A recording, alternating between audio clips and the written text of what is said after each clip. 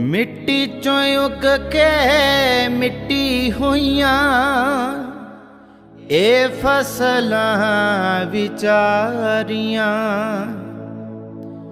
तेरे तक भी पहुँचियां होणगियां जो इन्हां पछुआं डाड मार। इक्की असी थल दे जल तो पीड़ित हाँ ते दूजा अंबरां चों वरे हाड़ा कह कुछ अपनी कुदरत नूं कि साडे ते कोई रहम